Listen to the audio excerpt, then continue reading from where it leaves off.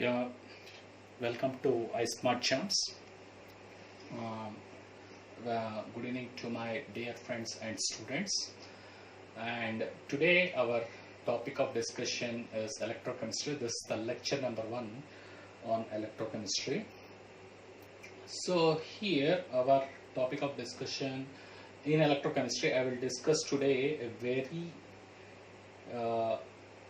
very basic start of the electrochemistry, and then I'll go on with the subsequent lectures and I will discuss the previous year questions and important questions on electrochemistry. Today I'll give some of the few concepts which are pertaining to electrochemistry, and I will discuss the topic in terms of questions and answers, so that this is my mode of explanation. I'll explain with the questions and answers so that the student can follow easily and they can write the answers pretty easily. What kind of question can be asked in the examination and how to answer them, how to counter them. Like that, my mode of giving. And by the way, you will gain the concept while going through this process. And secondly, I deal with some problems today on electrochemistry, how to deal with that. And mostly I'll cover what is electrochemistry, by the way, you can see right now, and what is an electrochemical cell, what is a Daniell cell, and I will discuss what is a salt bridge, what is the role of the salt bridge, what is reduction, what is oxidation, this kind of and I'll end with the Nernst equation and a few things about the electrochemical series. This is my idea today.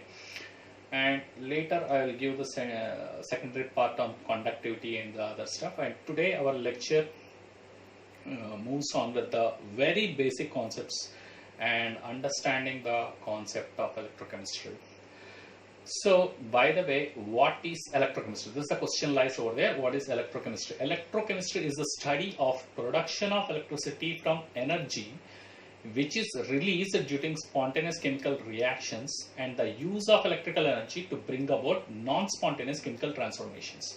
So, chemical energy interconversion to electrical energy, this is the study what we do with the help of electrochemistry. Electrochemistry is that kind of study with the production of electricity from energy which is released during spontaneous process. What is a spontaneous process? A spontaneous process is a process in which the Gibbs free energy, which is delta G of the reaction, that is negative. For any kind of process, if the free energy of the reaction is negative, in some cases they will call it as Gibbs potential. So the Gibbs potential, if it is negative, then we will say the process is spontaneous. So for such process where the delta G reaction is negative, we could say the reactions are spontaneous reactions. And the use of electrical energy. So from a spontaneous reaction, chemical reaction, we can draw the electrons out of it, and that electrons are utilized as the electrical energy because of the potential. How this process happens, all these things we will discuss with the help of a Daniell cell, and the other stuff follows. So, and what is the straightmost use of electrical energy? So what is electrochemistry? So the thing is, the first and foremost example I would like to give is our cell phones. In our cell phones we use batteries. The batteries, fuel cells, and any electrical appliances in all these days we use batteries. So the batteries is the study product of our electrochemistry. And so there are many other why this electrochemistry is widely studied is because we can, with the less amount of pollution, even in some cases there won't be any kind of pollution also, we can produce energy, so which is pollution free energy. So in some cases it is also called green energy, means that the energy which is produced will not cause any kind of pollution, like what we burn fossil fuels in order to produce electricity. In such cases, burning of the fuel will generate carbon dioxide. In these cases, we have minimum amount of pollutants, and which is atmosphere friendly. So since it is atmosphere friendly, the electrochemistry is widely studied in various research centers, and it's studied all over the world as one of the favorite topic. So this is the first introduction about the electrochemistry. Let's move on.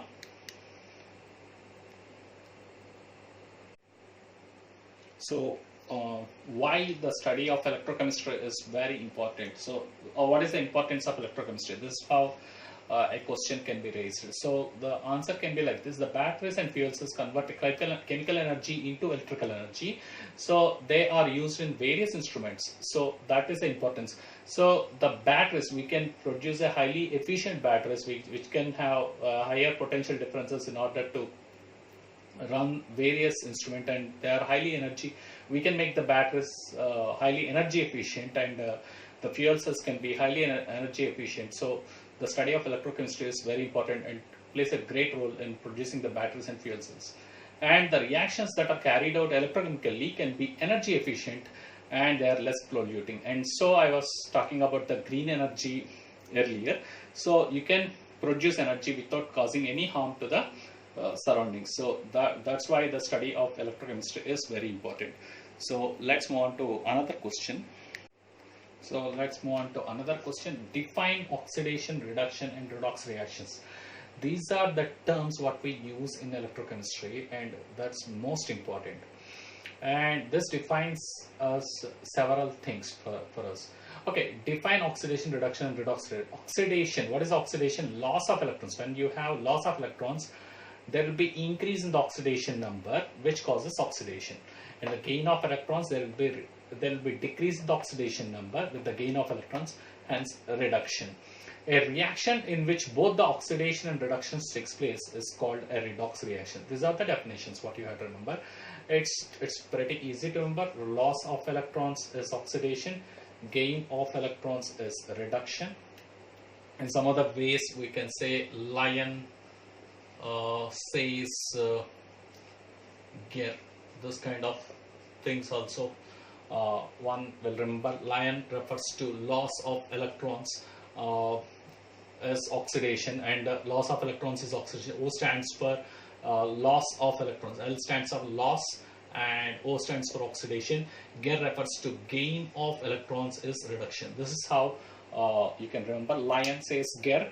So this is the way one can remember. Loss of electrons is oxidation, and gain of electrons is reduction. L stands for loss, and O stands for oxidation. Lion, that's how we can remember.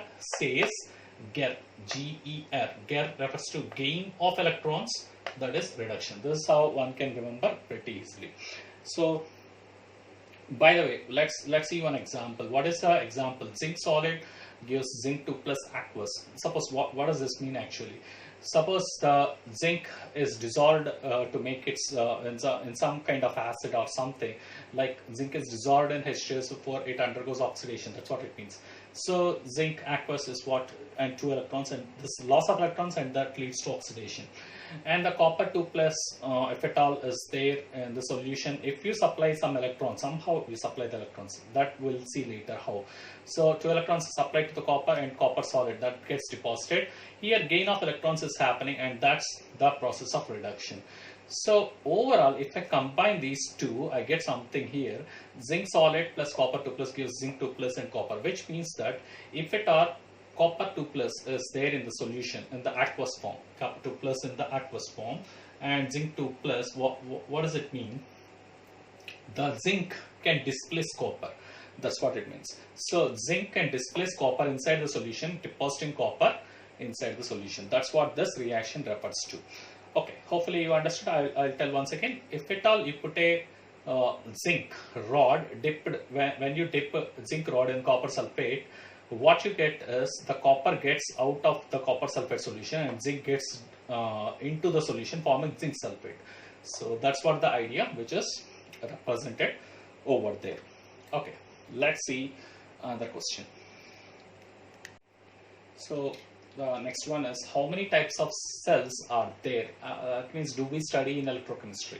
So there are two types of cells do we study in electrochemistry. One is electrochemical cells and electrolytic cells. These are the two types of cells what we study in electrochemistry. So The next question is, what is a galvanic cell? Very, very important.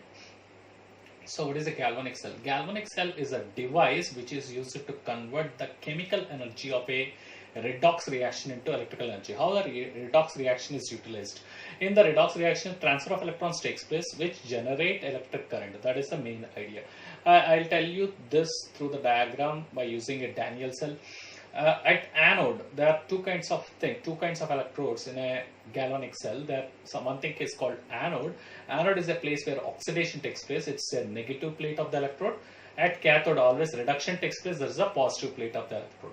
For example, we'll take a Daniell cell. Daniell cell is actually an improvement of the galvanic cell. I'll discuss in the next question. So Daniell cell uses this reaction. Here, zinc has lost the electrons which are taken up by the copper, and the copper gets deposited and zinc gets dissolved in the solution. Actually, what happens is that at the expense of the dissolution of zinc, we have deposition of the copper. So this reaction is utilized in order to generate current. So this idea will be discuss in detail in the next question. So this is the next question, very, very important. This is I would say this is a starting point of the electrochemistry. So what is the Daniell cell? This is very famous, very important question. So what is a Daniell cell, by the way? Daniell cell is an improvement of a galvanic cell. It's an improvement of the galvanic cell. It converts chemical energy of this particular redox reaction between zinc and copper in order to produce electrical energy. That is the idea. So this chemical energy of this redox reaction is converted into electrical energy. And now, in particular, when the concentration of zinc 2 plus ion is 1 molar and the copper 2 plus ion is 1 molar, the reaction generates a potential difference of 1.1 volt, which is also called EMF, and it's also known as open circuit potential or EMF. So, which refers to the situation where you will not draw any kind of current in order to measure this particular voltage. That is the idea. So at the expense of what actually the reaction is, zinc, at the expense of dissolution of the zinc on one side, on this side, copper is getting deposited on the other side. This is the idea. So here, what is the construction of the salt bridge? I'll tell you in briefly. So here what happens is you have a kind of a beaker in which the zinc sulfate solution is placed. And in that zinc sulfate solution, a zinc rod is placed within that. And now that is connected with a wire. And on the other end of the wire, we have copper rod dipped in copper sulfate solution. And these two solutions are connected with the help of a salt bridge. And now what happens here is at the expense of dissolution of the zinc on one side, that is zinc undergoes oxidation on this side of the electrode, which is anode, and the oxidation happens wherever oxidation happens. I defined that is anode in a galvanic cell, and the reduction happens. The copper 2 plus will take up the electrons what is produced by zinc over here. The 2 electrons are left inside this, so this electrode is negative in nature because the electrons are left inside the zinc rod, and these electrons are transported over here. That's the electron flow which is shown here. The electrons which are transported here, so this electrode will start here. The copper sulfate solution, you have Cu2 plus ions. This Cu2 plus ions will eat these electrons what is coming over here, and the copper sulfate, this undergoes reduction over here. Cu2 plus will take 2 electrons to form copper sulfate. Okay, that's fine. And then the copper gets deposited here. That's fine. Now let's see here the construction wise is very simple. Zinc rod is dipped in zinc sulfate solution and copper rod is dipped in copper sulfate solution, and salt bridge connects these solutions and completes the circuit. And the salt bridge will complete the connections and forms the circuit. Okay, and now I'll explain further, don't worry. And you have, this is called cell representation. Zinc undergoing oxidation, that is zinc solid to aqueous, zinc 2 plus aqueous, so that is anode. So zinc 2 plus, especially 1 molar, if we keep, that produces 1.1 volt, and copper solvate, and you have you have Cu2 plus, that undergoes reduction over there. Cu2 plus, this undergoes reduction over there. Cu2 plus aqueous, and it has a concentration of 1 molar, and again Cu. What you get is Cu, and Cu2 plus will undergo reduction to form copper deposited on the copper electrode. So in one shot you can say that at the expense of dissolution of zinc on one side, copper is getting deposited on the other side. What is the dissolution of zinc? Refers to oxidation of zinc and reduction of the Cu2 plus to Cu. So that is the basic idea. What is the role of the salt bridge over here? We have, I'll explain this different question, but anyway I'll explain over here what exactly happens. So when the zinc rod is getting dissolved here, the electrons are transported over here, which means that zinc rod is dissolving inside, means it is giving out zinc 2 plus ions. So the free zinc 2 plus ions, in order to neutralize this, the salt bridge contains something like agar-agar jelly, and you have KNO3 or NaHNO3 kind of salts are present in that, which will give out their counter ions as NO3 minus ions. They will give here in order to neutralize the zinc 2 plus, which is coming new. And the copper 2 plus is getting converted to copper, which leaves sulfate ions over here in this solution. The sulfate ions are taken care by the sodium plus or ammonia plus ions or potassium plus ions. So that creates electrical neutrality because of the salt bridge. So hopefully you understood. I'll explain this one more time in the next question. So for now, hopefully you have understood. Because of this reaction, this Daniell cell is a cell which completely uses this particular reaction. So you can vary the concentrations even in order to produce different amount of potential also. So the connecting equation is called Nernst equation. So how does it do? All these things we'll discuss in the later questions. Hopefully you understood. So this is the one short statement what you need to remember. At the expense of dissolution of zinc on one side, the zinc undergoes oxidation and the coppers get reduced on the other side. So the transport of the ions happens to the salt bridge. The transfer of electrons will happen via the wires. And now there is another thing. The electrons will flow from the lower potential. Lower potential refers to negative potential. The electrons flow from the lower potential to the higher potential. And the current flows from the positive potential to the negative potential, that is from higher potential to lower potential. So always the flow of current is opposite to that of electron flow. These are the ideas what you need to know about the Daniell cell. Okay, let's move on to another question.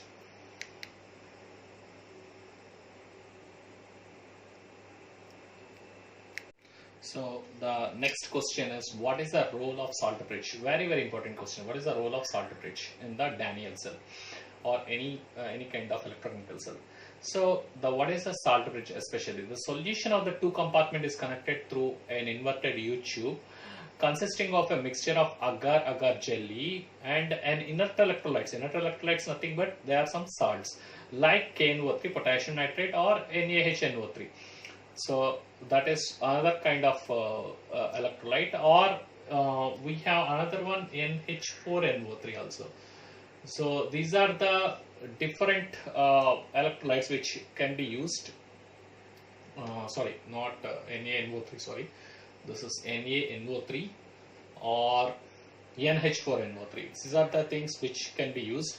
So KNO3 or NaNO3 or NH4NO3, and this tube, whatever this agar-agar jelly, inert electrolytes like KNO3, potassium nitrate, or sodium nitrate, or ammonium nitrate, these things are filled, which are either of these things which are filled along with agar-agar jelly. This is called a salt bridge. That's a U tube which is filled with these kind of things.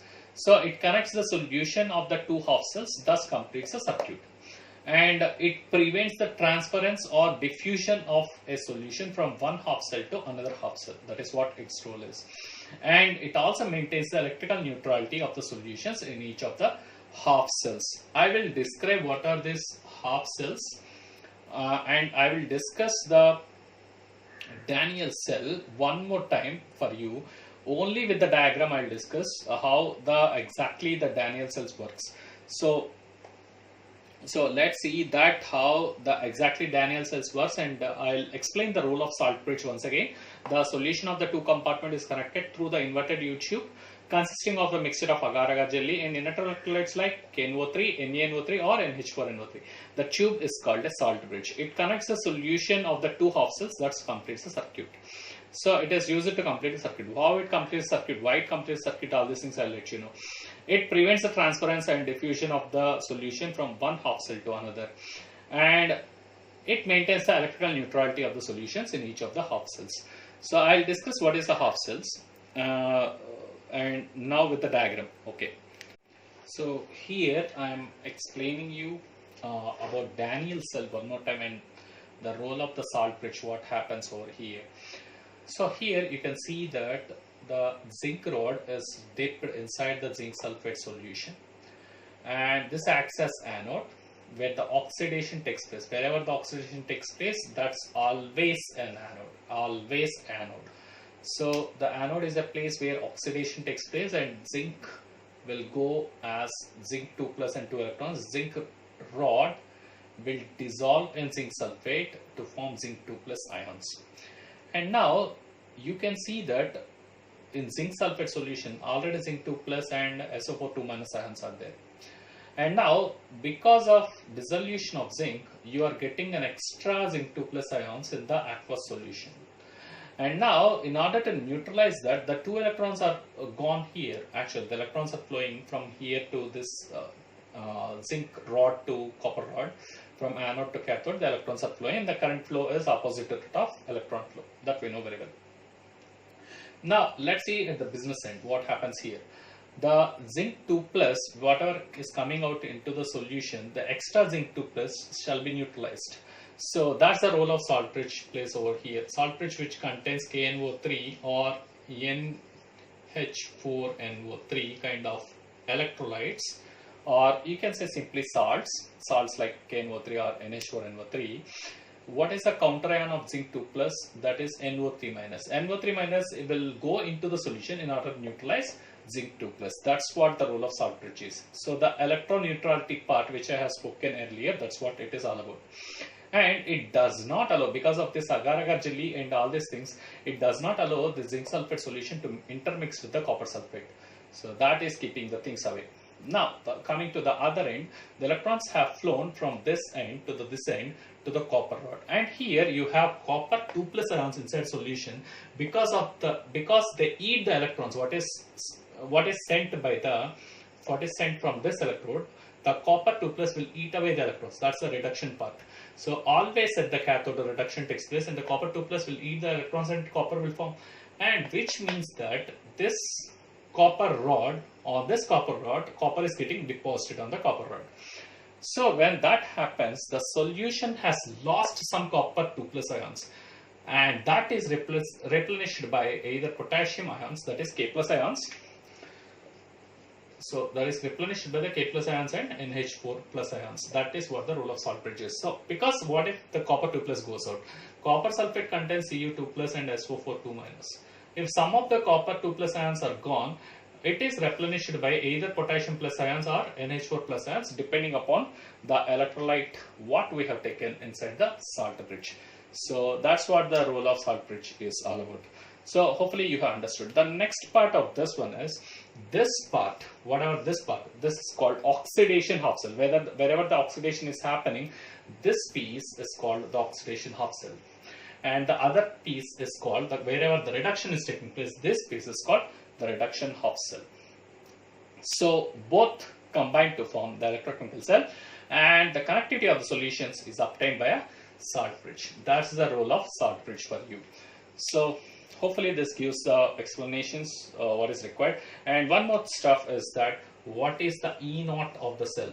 What is why the electrons will flow through this? Because what happens here is one more very important part is that the zinc 2 plus and the zinc rod, they will be having a difference in some difference in the energy between the zinc rod and zinc 2 plus. Similarly, you have the copper 2 plus and the copper rod. There will be a difference in the energy between this copper 2 plus ion and the copper rod, and this difference in the energy is reflected as the electrochemical potential. So the you can say that electrical potential. So this there will be energy difference between the I would say that the Cu and Cu2 plus.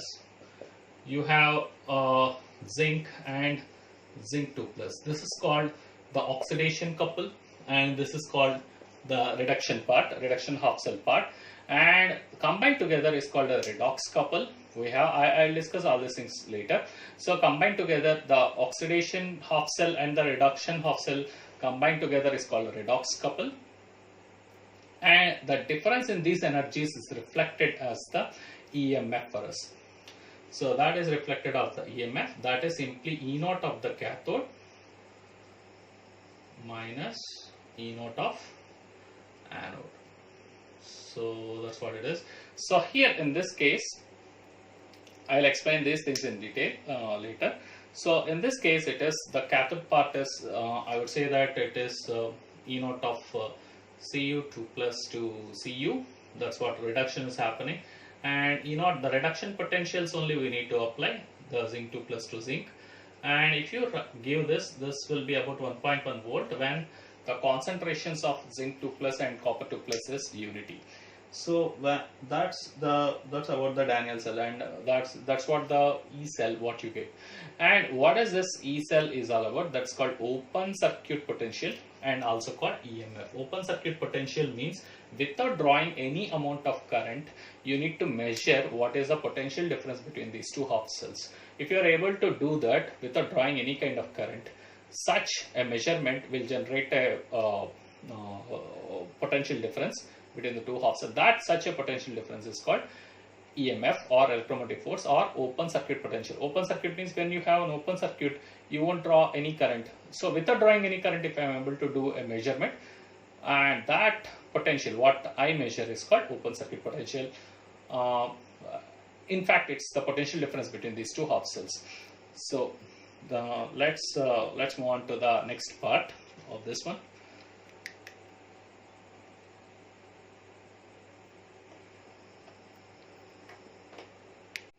So the next one is, what is a half cell? So as I explained earlier, the combination in which the electrode is dipped into the solution of its own salt is called half cell. So this is how we define the half cells. So I marked earlier in the Daniell cell that portions are called half cells. And now you have the Cu2 plus takes 2 electrons to go to copper, that is copper electrode, and that's called cathode. Wherever reduction happens, that's called cathode, and it's called reduction half cell. Always please understand this. And wherever reduction happens, that's a cathode, that is a reduction half cell. And zinc is getting oxidized, zinc 2 plus and 2 electrons, that is zinc electrode, this is copper electrode. And this, wherever oxidation, zinc is undergoing oxidation, and wherever oxidation happens, that is anode, and that's called oxidation half cell. And these two combined together is called a redox couple. These two portions of the cell are called half cells. The two portions of the cell are called half cells, and where we have dipped the zinc rod and zinc sulfate, and copper rod and copper sulfate we have dipped, and those things are called half cells. So I marked that earlier in the explanation of the Daniell cell, and the cell and are called half cells, and this is called redox couple, and this is called redox couple. And what is the overall reaction? If you add up these two reactions, you have 2 electrons gets cancelled, and so zinc solid, copper 2 plus and copper zinc 2 plus is what we get. And again I'm telling the same thing. It's at the expense of the dissolution of the zinc, you have deposition of the copper on the other side. That is in short one way you can think of this Daniell cell. Okay, let's move on to the next part. So let's see the next topic. What is electrode potential? The potential difference between metal and metal ion in which the electrode is dipped is called electrode potential E in a given state. When the concentration of all the species involved in the half cell is unity, then the electrode potential is called standard electrode potential E naught. So by the way, why this potential difference exists? So in order to understand that, suppose imagine there is a metal rod which is dipped in the electrolyte solution. So you can read the books for this explanation. What happens is that, so here this metal rod M, it is in equilibrium with some metal ion, that its own metal ion, I should say, its own metal ion Mn plus. So it loses n electrons to form an Mn plus, assume. So here the metal ion has a tendency to take up the electrons from this one. Metal ion has a tendency to take up the electrons from this one, from the metal rod, to get reduced. So it will try to deposit on this metal rod. In the similar way, the metal rod, the atoms of the metal rod, they can undergo oxidation. So they can undergo oxidation like this, and the Mn plus, you have Mn plus, they can take the n electrons to go to the and deposit on the rod. This happens in an equilibrium actually. So both will have a tendency to get into the solution. The metal atoms of the metal present in the rod wants to go into the solution. Similarly, the ions present in the solution wants to get deposited on the metal, and this creates a charge separation which leads to a potential difference. So this potential difference is the reason why we develop electrode potential. So this is the idea and understanding of the electrode potential. So let's move on to another topic. Yeah, let's move on to the next question on electrochemistry. What happens when external opposite potential is applied on Daniell cell? This question can be like, what happens when external opposite potential is applied on Daniell cell, and the potential, if it is increased gradually, if the potential is increased gradually, what happens? So for this you can write the answer like this: when the external potential is less than 1.1 volt. 1.1 volt is the potential, is the potential difference what you get from the Daniell cell. This much voltage you can get from the Daniell cell. You know what is that? I explained what is Daniell cell earlier. So when the external potential is less than 1.1 volt, electrons flows as usual from the zinc rod to the copper rod. Zinc dissolves in the solution and copper deposits. So that's zinc dissolves at the anode and copper deposits. Copper deposits at cathode. So copper deposits at cathode. So zinc dissolves at anode and copper deposits at cathode. This is what happens. And now when the E external, the external potential is 1.1 volt, then the chemical reactions in the electrochemical cell will stop when it exactly 1.1 volt, because that is when the E external matches with the potential, that is external and opposite potential what we are using, then the chemical reactions will stop and they will cease out, and there will be no flow of electrons or current. This is what happens in the case 2. Here the situation is gradually we are increasing the potential. So when external potential is increased to 1.1 volt, the reactions are reversed, and so the polarity of the electrodes. So the reactions will get reversed, and now what happens? The reverse of the reactions means copper will start dissolving and zinc starts depositing, and the electrons flow will be reversed. So here copper undergoes oxidation, zinc undergoes reduction when the external voltage is increased more than that of 1.1 volt. So the current flows from zinc to copper, and the electrons will flow from copper to zinc. So you can see zinc deposits at zinc electrode and copper dissolves at the copper electrode. So this is what the explanation of this question. Let's move on to the next one. Hope you understood what happens. I want the student to listen and then write the what is the answer here in their notes. Hopefully they will make. Hopefully you will make the notes. Hopefully all the students will make the notes. Yeah, let's move on to another question. So let's move on to next question. What is EMF and how the half cell potentials are measured? So what is the half cell potential? It is OCP. OCP refers to open circuit potential. It is the potential measured when no current is drawn from the system. We should not draw any kind of current from the system. If we draw the current, we will disturb the cell, and actually we will not be able to measure the open circuit potential. Open circuit potential means measuring the potential difference across the cell without drawing any kind of current. That means measuring with the help of a very high resistance. So that's what any voltmeter, the desire for an ideal voltmeter, we need to have the resistance of an ideal voltmeter is infinity. So the thing is that the voltmeter should not draw any kind of current. So if it is not drawing any kind of current, it refers to the case where the circuit is open. Circuit is open means no current flows. So if we connect something which is of very high resistance, will not be drawing any kind of current, so that the equilibrium reaction will not be disturbed. So under that conditions, what we measure is called open circuit potential, and that refers to the EMF of the cell. So how do we calculate the EMF? The EMF is given by the equation reduction potential of the cathode, that is E cathode, minus reduction potential of the anode. The cathode and anode are two different half cells.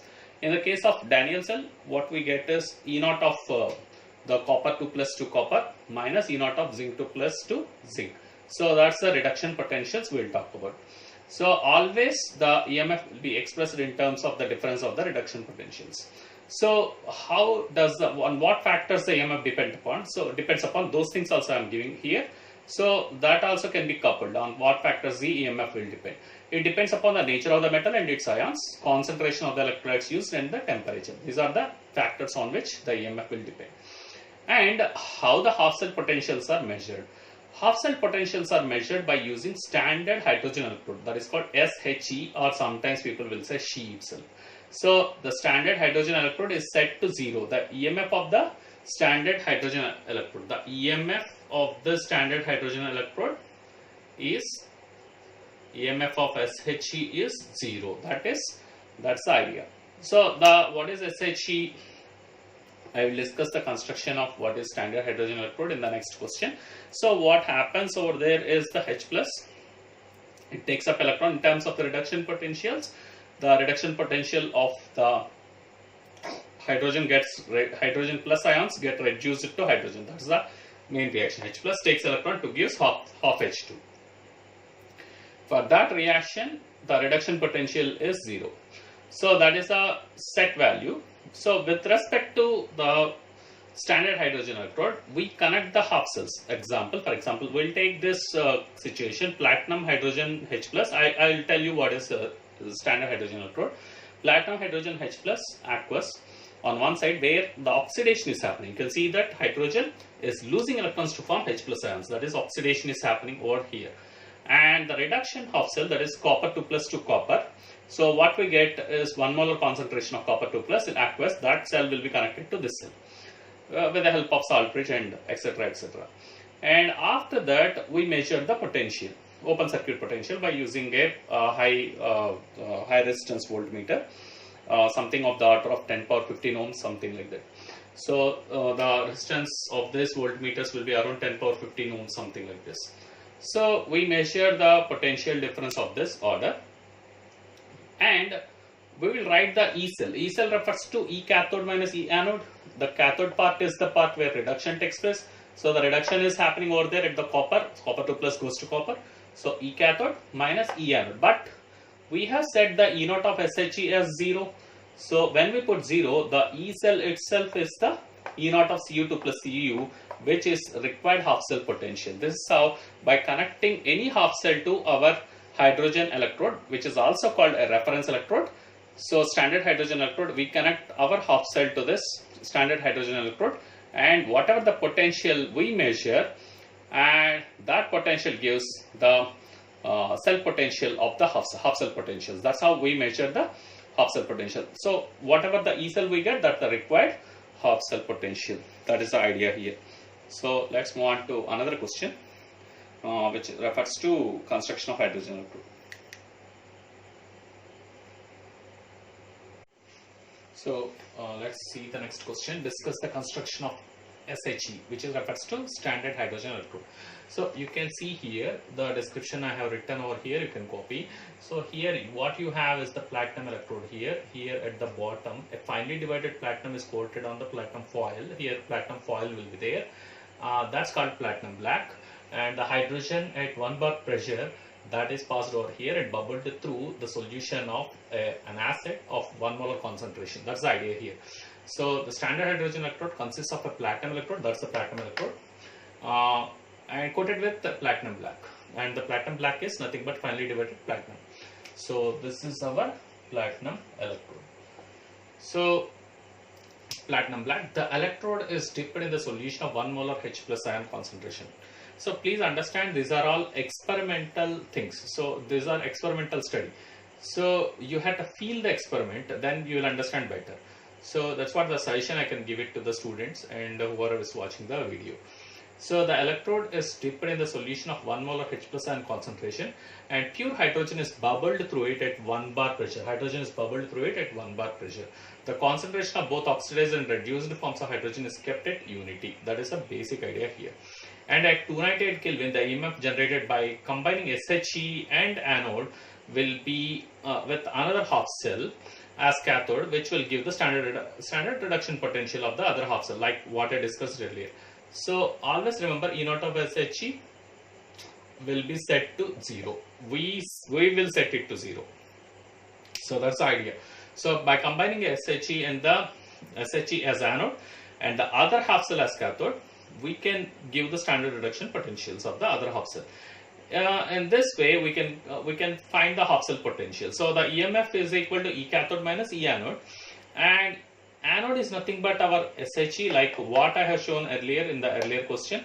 So anode will be SHE, so that will set to 0. That is nothing but E naught of the half cell. See, please understand that this value, what we measure, it can be negative or positive with respect to that of standard hydrogen electrode. Based on that, we have developed something called electrochemical series, which I will discuss in the next question.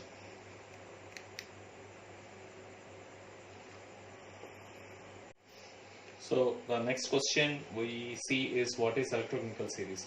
The arrangement of various standard half cells in the order of their decreasing values of their standard reduction potentials is called electrochemical series. So the decreasing values is from positive to negative crossing 0. So the 0 is obtained at hydrogen. The maximum positive value is for fluorine, which means fluorine is having positive reduction potential, means it can easily accept electrons and gets reduced to form F minus anion. So that's super halogen, which is well known. And the hydrogen is set to 0. With respect to hydrogen, how the other things are behaving, how easily they can oxidize, how easily they can reduce, is the information one can derive from using the electrochemical series. You can see the entire electrochemical series in any standard textbooks or your plus 2 textbooks or whatever. So you can see in the electrochemistry chapter this electrochemical series. So in the problems we will use that electrochemical series in order to solve the questions. While solving the questions, I will let you know. And the standard E naught values of each half cells will be given over there, and they are arranged in the order of decreasing standard reduction potentials. So that's the idea. So what is the information we can derive using electrochemical series? That also I am merging here in this question. So if I see a negative value of E naught, which means that it is having a very less tendency to undergo reduction, which means that it is having a greater tendency to undergo oxidation. That's why zinc is getting oxidized. You see the zinc is having negative reduction potential, which means that zinc is having a very high tendency to undergo oxidation. If zinc is having a very high tendency to undergo oxidation, which means that it is a very good reducing agent. Oxidation, please remember, oxidation means losing of electrons. That electrons, if some other species is taking, that is causing reduction to the species which is taking those electrons because of zinc. So zinc is a very good reducing agent compared to that of H plus and H2 couple. That's what it is. So zinc obviously is obtained on this side, that means on the negative side, crossing hydrogen we see the zinc. So after the 0 we will get the crossover values, that is negative values over there. That's what happens. So the redox couple is a stronger reducing agent. Stronger reducing agent means that particular thing is having a very high tendency to undergo oxidation. This is the point which you have to remember. The next one is positive value of E naught. So the redox couple is a weaker reducing agent. Weaker reducing agent refers to that particular thing is having a very high capability of it's a very good oxidizing agent, I should say. So weaker reducing agent refers to it's a very good oxidizing agent. It's highly capable of oxidizing something, which also means, let's see in this scenario, a very positive value of E naught refers to this particular thing is having very good driving force to undergo reduction, which means that you see the fluorine case, if it, since it is having very high positive value plus 2.87, very high positive value, it is having greater tendency to pick up the electrons, to snatch. If some reagent is there which is able to snatch the electrons from some other species what is around that, that is creating oxidation around it, which means that it is undergoing reduction and it is creating oxidation on the on its neighbors.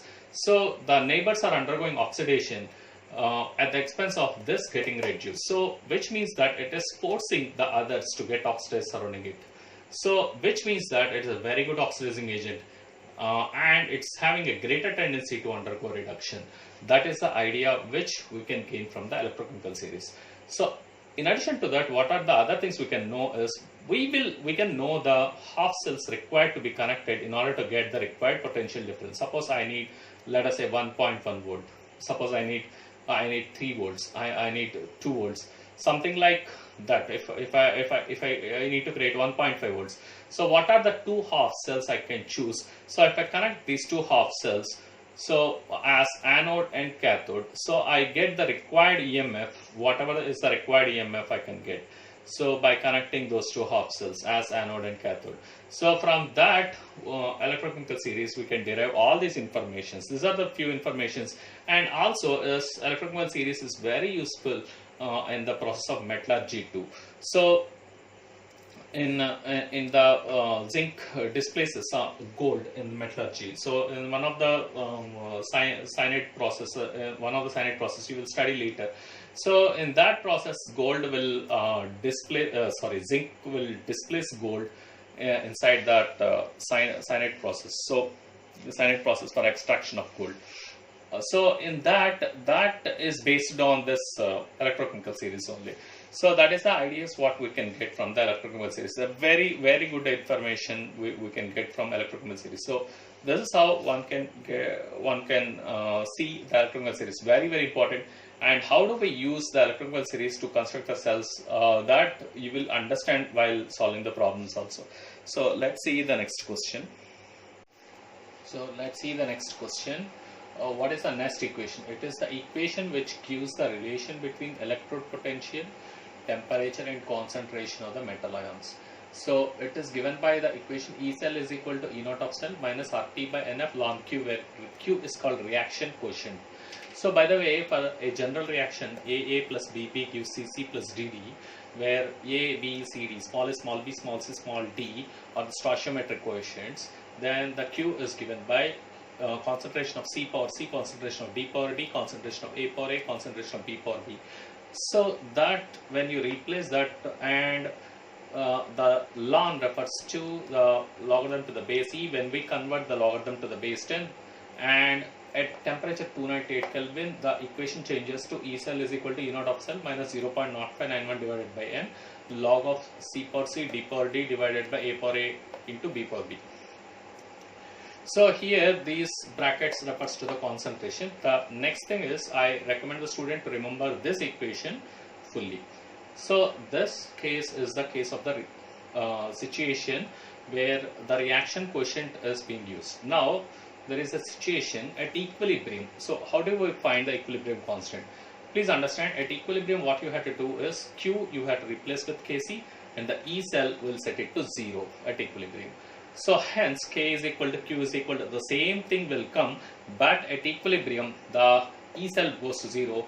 When we do the arrangement, that means this part goes to 0. You can set this part to 0, and this part 0.0591 divided by n log of Kc, this time Q is equal to Kc, will plug in over here and just bring it over here. This is the final equation what you get, and from using this equation one can calculate what is the E naught of the cell from the equilibrium constant, and hence you can, if you know the E cell, you can calculate the equilibrium constant. So one can calculate equilibrium constant by measuring E naught of the cell. So this is the fundamental idea over there, and we have one concept which is remaining, which is called concentration cells. With that I'll enter into some problems, and I'll discuss some problems today. So the next part of it is how the electrical cell and Gibbs energy of the reaction they are related. I mean the EMF and the Gibbs energy.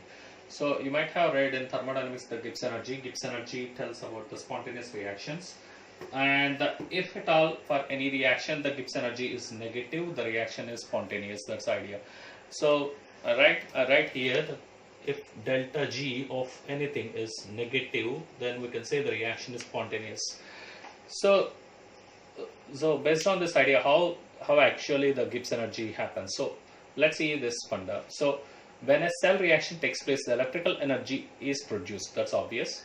The electrical work done by the cell results in corresponding decrease in the free energy of the cell, obviously. So if some reaction happens, proceeds in the forward direction, the Gibbs energy of the reaction decreases. So because the spontaneous process is happening. So you can say that W electric, I mean the work done by the electric, the W electric, you can say what's the work extracted from the cell. You can say E cell times. So we know that the work done is nothing but the potential difference times the charge. So you can say the work done, the electric work, what we get per second is given by E cell times total charge passed per second. Total charge passed refers to total charge passed per second refers to the current. So what we get is W electric joule per second. So what it could be, hope you know, that's power. So power is work done divided by time. So what's the power we can get out of it? So that's V into I. We know that expressions in the right from 10th class, you know that. So that's the idea. What's the work, electrical work? So that's E cell times the charge passed. So if we assume the to obtain the maximum work, here the condition is that to obtain the maximum work from the galvanic cell, charge has to be passed reversibly. So it's not that reaction happening. So what we do is we reverse the polarity and then we will pass the charge, certain amount of charge. So when we pass certain amount of charge, the reverse reaction happens, and then we can obtain the maximum work. What is the maximum work we can get from the cell by doing the reverse process, not by allowing the cell to react the things on its own. So the reversible work done by the galvanic cell is equal to the decrease in the free energy, because that's we are passing the current and then making the process spontaneous by passing the current. So the delta G reaction is NF E cell. So NF refers to amount of charge passed, where N is the number of electrons involved and F is the Faraday constant and the 6500 Coulomb mole inverse. And the E cell is the EMF of the cell. So under the standard conditions, that is the temperature at 298 Kelvin, and if all the molar concentrations of the reactant species is 1 unit, then you can say this is the delta G naught is given by minus N of E naught cell. And you see, when the E naught of cell is positive, then the delta G reaction will be negative. So which means that the process is spontaneous. That's how you can say. So this is the basic idea about Gibbs energy, I should say. So, and a little bit more about this one I will discuss in the next slide. So let's move on. So let's see, this is the next part of the Gibbs energy and E cell relationship. We know that delta G naught of at the standard Gibbs energy is given by minus N of E naught of cell, and E naught of cell we have taken the expression 2.303 RT by NF log Kc, and where Kc is the equilibrium constant. At T equal to 298 Kelvin, you can use E naught of cell as 0.0191 divided by N. This is obtained by substituting the value of F 96,500 as well as R, that is 0.0821, or depending upon 8.314 expression, 8.314 joule mole inverse Kelvin inverse, and T is equal to 298 Kelvin. So when we substitute these values, you get this 0.0591 expression.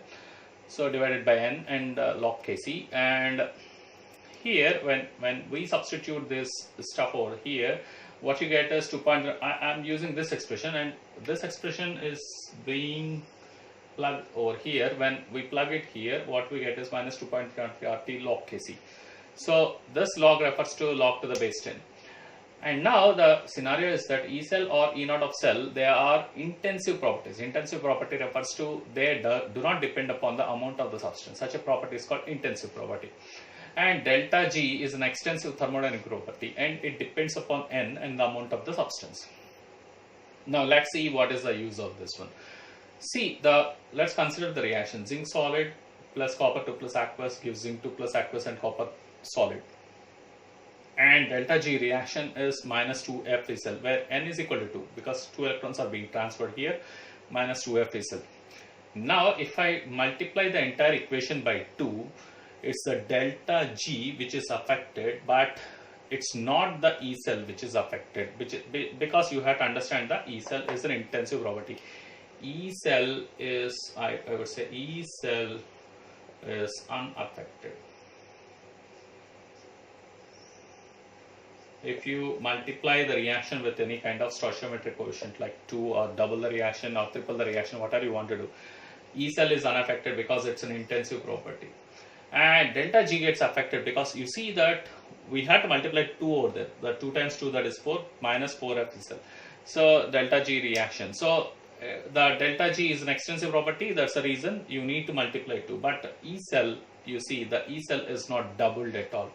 So that's what you have to understand. If the concentration of all reactant species is unity, then E cell goes to 0, delta G reaction goes to 0. This is another important point what you need to remember. And delta G reaction is equal to minus delta G naught of reaction is minus NF E naught of cell minus RT ln K equilibrium. This is very, very important expression one needs to remember. And the reactions are possible only if E cell is positive and delta G is negative. So this is the ideas what you need to know. And the next one is the concentration cell. So let's see. The next topic of discussion is what are concentration cells. So what are these concentration cells? What we do is the same reaction. So you can see the copper 2 plus takes 2 electrons to go copper. The same reactions will be happening on cathode and anode, but reverse of that. So let's see what it is. If 2 electrodes of the same metal, like in this case copper we are taking.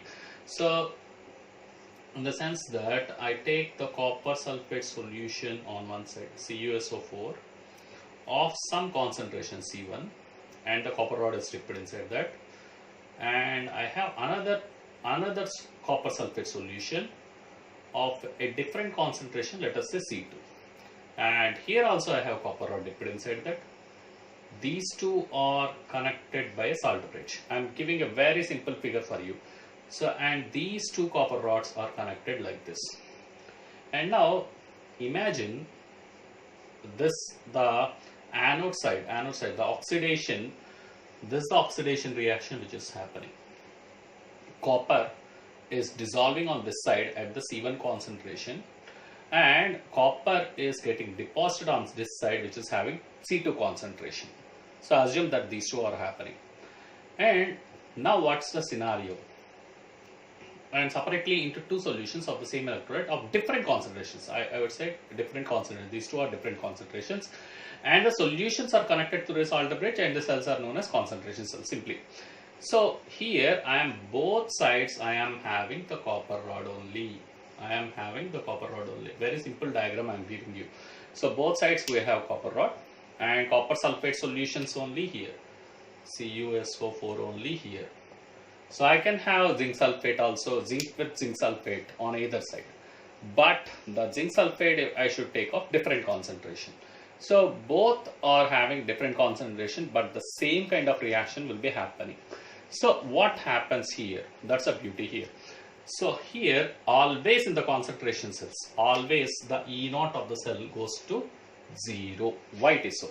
So you take the reaction Cu2 plus 2 electrons gives copper, and copper goes to copper 2 plus 2 electrons. Always we need to write the reduction potentials only.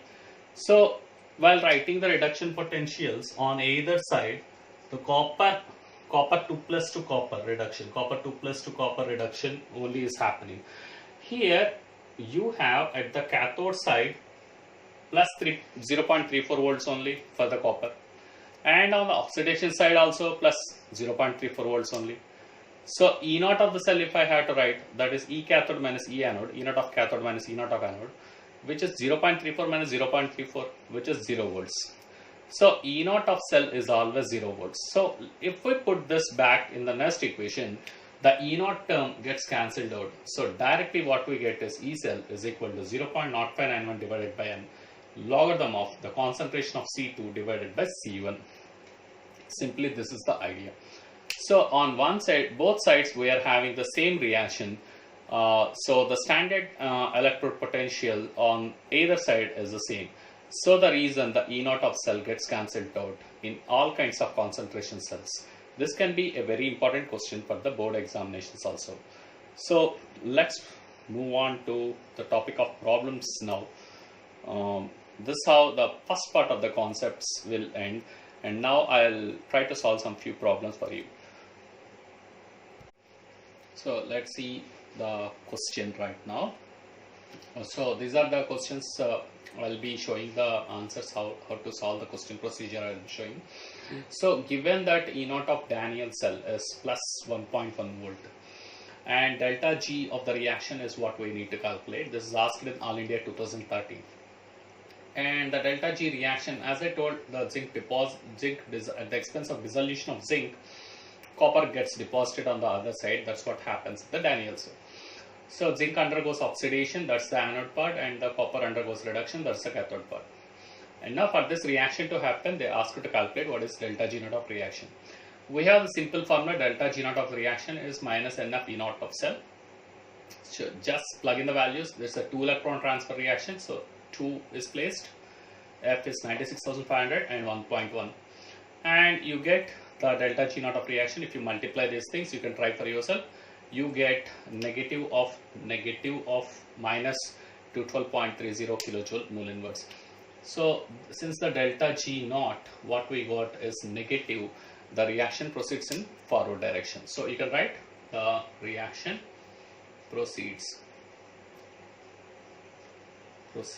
in forward direction.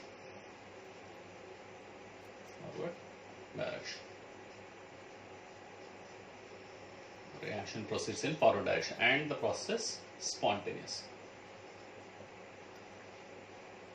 And the process spontaneous based on the delta G naught value, since you have the delta G naught value as negative. So the reason you can say that the reaction proceeds in forward direction and the process spontaneous, and the delta G naught of the reaction is negative. This is how you can conclude the answer. So let's see the next question. A zinc rod is dipped in 0.1 molar zinc sulfate solution.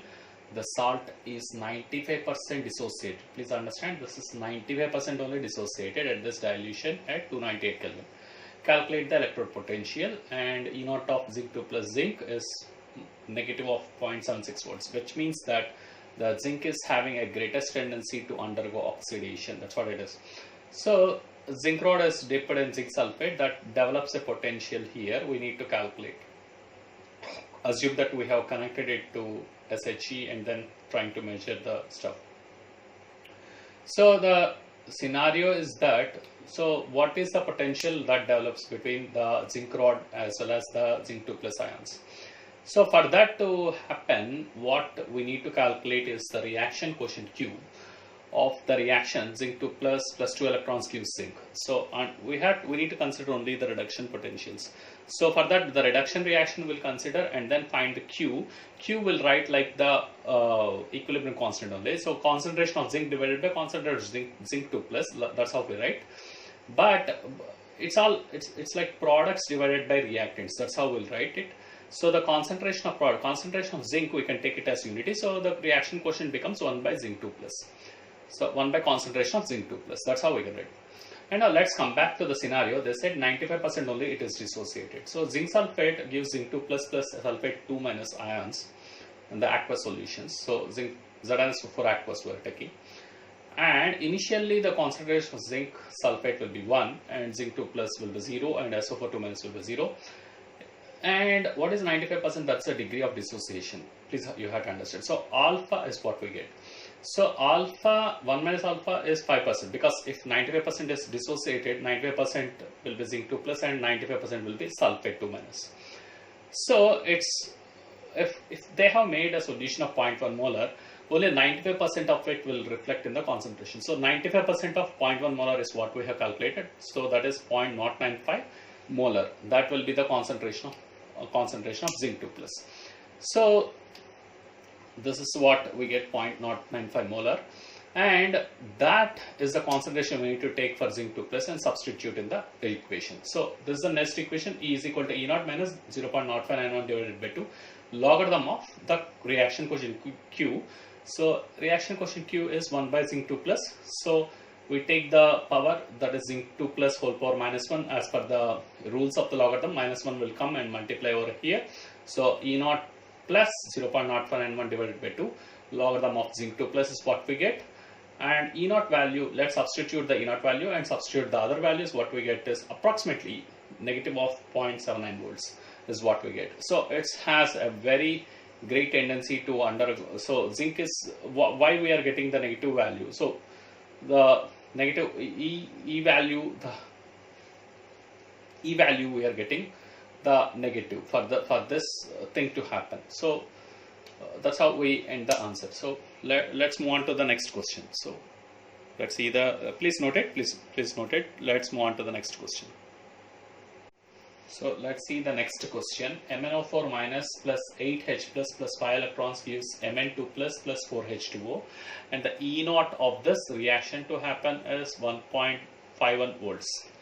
Please understand here, MnO4 minus, manganese is in plus 7 state, and that is going to the plus 2 state, which means that there is a decrease in the oxidation state from plus 7 to plus 2.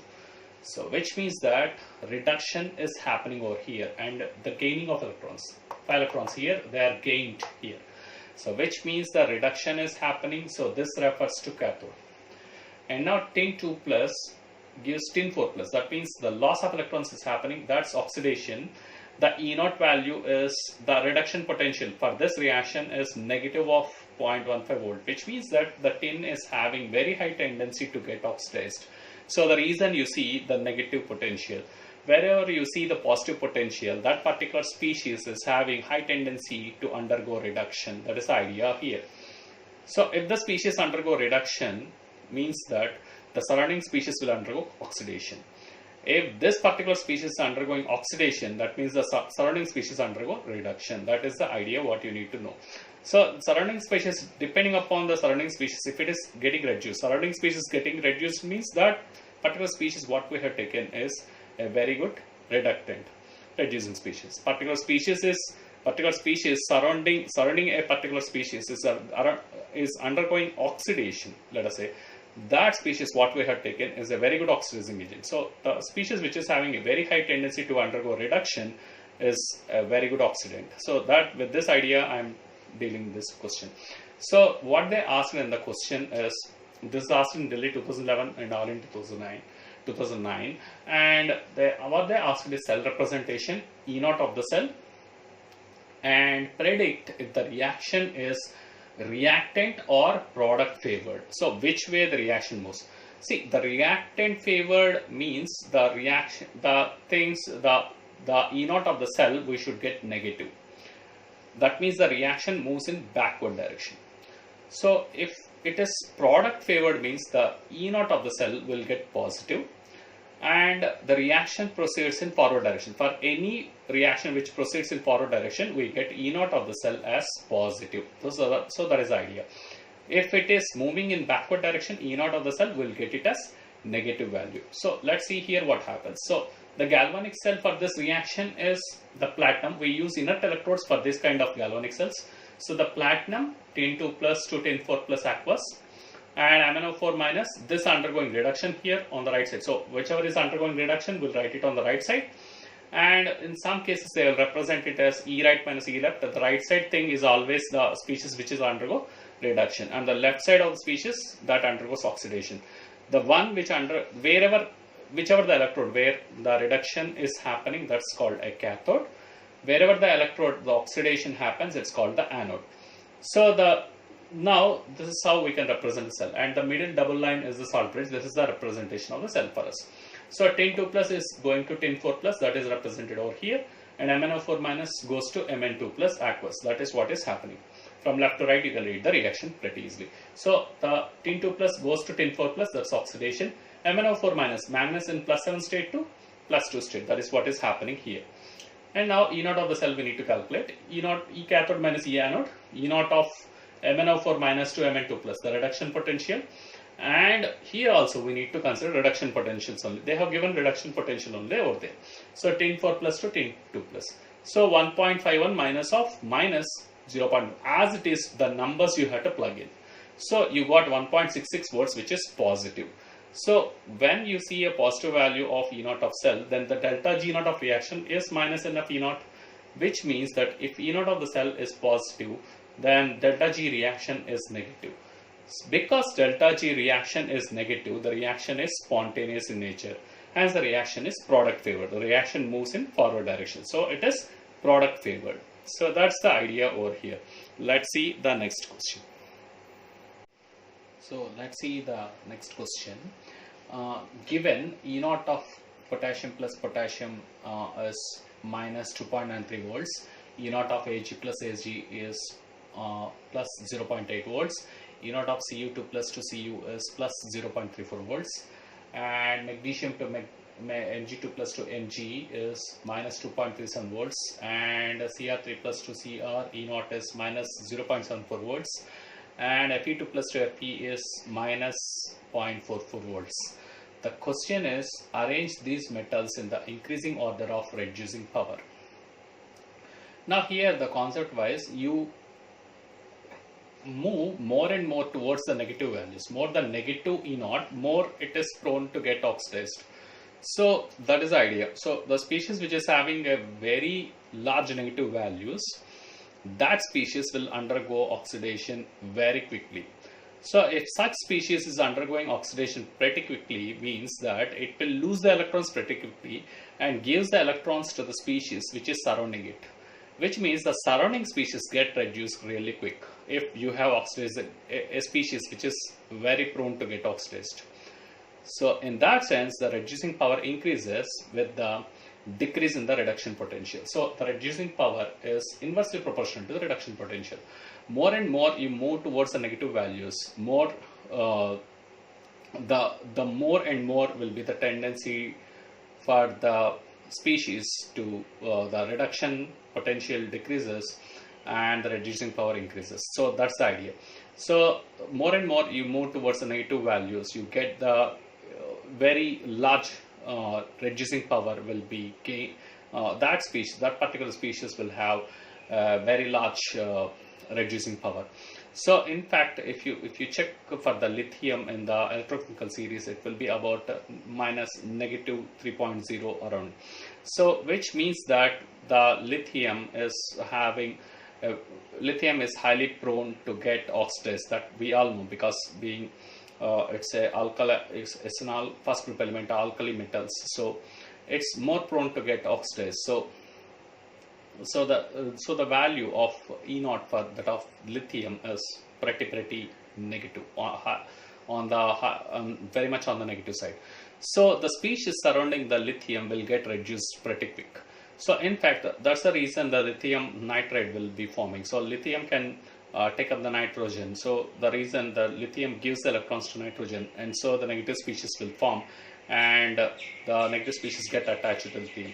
So in case of the potassium, when they are exposed to air, they get oxidized pretty quick because they lose the electrons and gives the electrons to the oxygen, and so the potassium oxide is formed, and so the magnesium oxide even in that case. So the reason the oxygen is getting reduced, if you check in that sense. So the reason you can simply how to write this one. So the reducing power is inversely proportional to reduction potential. First write the reduction potential in the order what you like. So I have conveniently what I did is I have written the reduction potentials in the decreasing order. So decreasing order of the reduction potentials, just the value as you can see, the 0.8 is greater than 0.34 and minus 0.44 and minus 0.74 and minus 2.37 and minus 2.93. So in the order of decreasing, in the decreasing order, you arrange the numbers here. That's it. You arrange the numbers first of all, and now corresponding ions, the E naughts you can write over on the top. So I have arranged all the reduction corresponding metals you can write on the top. That's what I did. So the corresponding metals corresponding to the reduction potentials I have written on the top. And after that, using this format, you can see the reducing power. You move more and more towards the negative values. The reducing power will increase like anything. So because they have a large tendency to undergo oxidation. So the reason you have the potassium will have the highest reducing power. And so just reverse the arrows. That's it.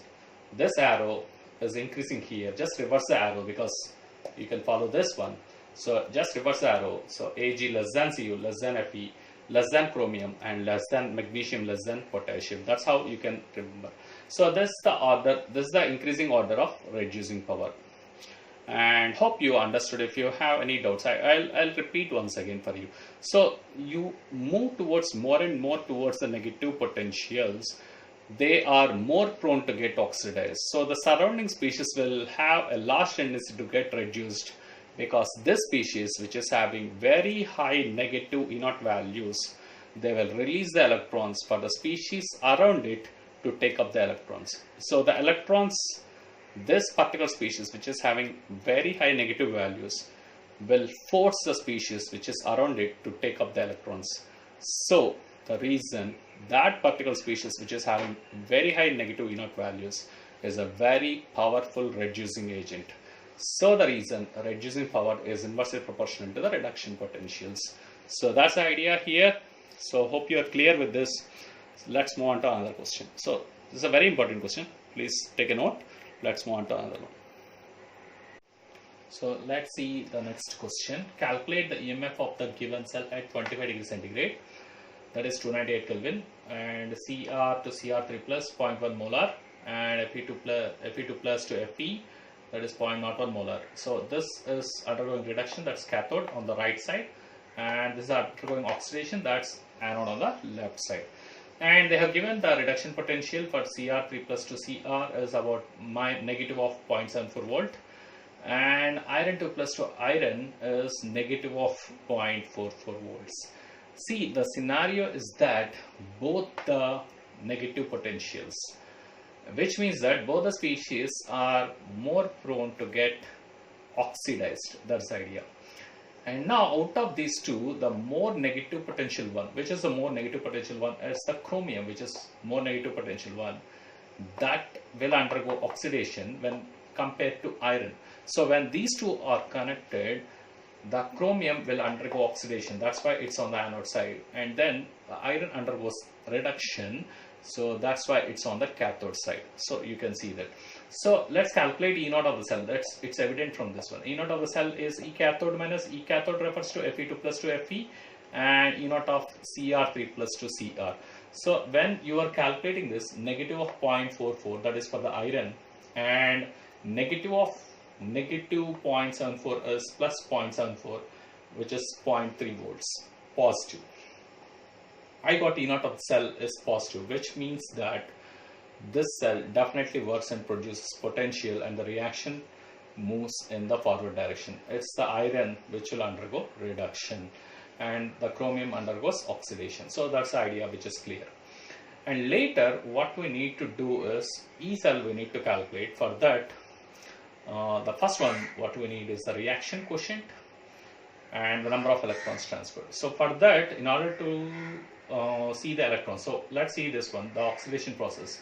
Chromium goes to chromium 3 plus 3 electrons, and Fe2 plus takes 2 electrons to go Fe. And now in order to add up these two reactions, all the electrons should get cancelled. So for that, I multiply this entire reaction with 2, this entire reaction with 3. So when I do that and add up, I get 6 electrons here as well as 6 electrons here. So the 6 electrons are being transferred, so N is equal to 6. So 6 electrons are involved, you can say. 6 electrons are involved, so N equal to 6. So I get the overall reaction 3 Fe2 plus and 6 electrons here, and 3 Fe here, and 6 electrons here, and 2 into 3, that's 6 electrons, 6 electrons, 6 electrons, they get cancelled out. 2 Cr3 plus, you can see 2 chromium here. So 3 Fe2 plus 2 Cr gives 3 Fe plus 2 Cr3 plus. So this is the overall reaction. For this we need to calculate what is the Q value. Q value is the reaction quotient. Reaction quotient is Cr3 plus whole square. So because 2 is multiplying Cr3 plus whole square. And that of iron, whole cube, iron, we'll take it as unity. For the metals, we'll take unity, pure metals. And the chromium is also unity. Divided by chromium square, you can get concentration of chromium square, that you can take it as unity. So no problem with the chromium. We have to worry about the ions here. So you can write the aqueous, and the metal rod. These are the metal electrodes you can think of. So these metal electrodes, we need not bother, their concentrations are unity. So the reaction quotient is concentration of Cr3 plus whole square divided by Fe2 plus whole cube. And this one we need to use. E cell is equal to E naught of cell minus 0.0591 divided by log of Q, where Q is the reaction quotient, and the Q value we are substituting over there. That is Cr3 plus divided by Fe2 plus Cr3 plus whole square divided by Fe2 plus whole cube. And now plug in the values what they have given. See, the concentration of Cr3 plus is 0.1 molar, that we can substitute over there, and Fe2 plus is 0.01, that's substituted over here, and the value of E cell is calculated to be 0.2606 volts. So that's how the calculation goes. This question was asked in Delhi 2009. So that's it. So let's move on to another question.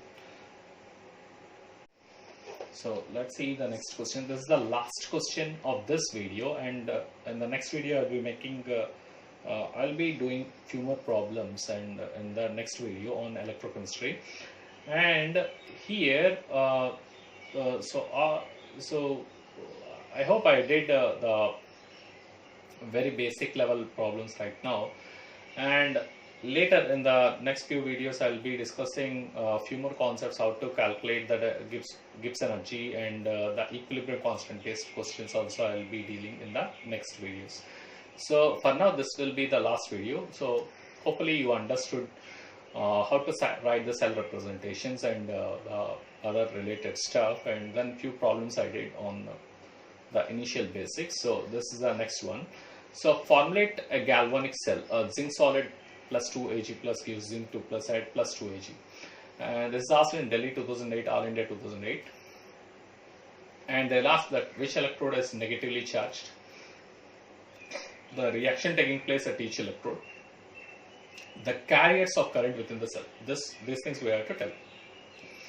Now, it is evident that zinc solid, zinc, for the pure metals, always remember the oxygen state is 0. So zinc is going to zinc 2 plus, which means that there is an increase in the oxidation number from 0 to plus 2, which means that it is undergoing oxidation. So Ag plus, it's going to Ag metal, so it's gaining electrons, that is reduction. It is zinc is losing electrons, that is oxidation, which means that zinc forms the anode. So you can write zinc to zinc 2 plus on the left side and Ag plus to Ag on the right side, and hence double slash refers to the salt bridge. That's the representation of the cell. That's the formulate galvanic cell means this is the representation of the cell is what they are asking. And now which electrode is negatively charged? For any galvanic cell, it's the anode which will be negatively charged. So it's a zinc electrode which is negatively charged because zinc forms the anode. Because wherever oxidation happens, that's anode, and wherever reduction happens, that's cathode. So I'm writing that anode part zinc is undergoing oxidation, and that's 2 electrons. It will lose 2 electrons to form zinc 2 plus, aqueous I can write, so aqueous solution, and cathode Ag plus aqueous to Ag, that's the reduction part, so that happens at the cathode. So these are the reactions taking place at each electrode. What are the carriers of current within the cell? It's the ions are the carriers of current within the cell. So that's the answers for now. So hopefully you like the video. Please do subscribe button will be available there, and I thank every one of you for your strong support and encouragement. If you find anything if you find anything wrong or something while I'm delivering the lecture, please point it out and I'll try to improve much better. So please point out and post it in the comments over there. And thank you all. Thanks for watching the video, and thank you very much. I think this video is bit longer of the videos what I made. And in the next videos, I will be discussing mostly the previous year questions which are coming in the +2 board earlier, and some few problems I will be solving in the next videos. Okay, thank you very much. Thanks for watching the video, and please do subscribe the channel. Thank you.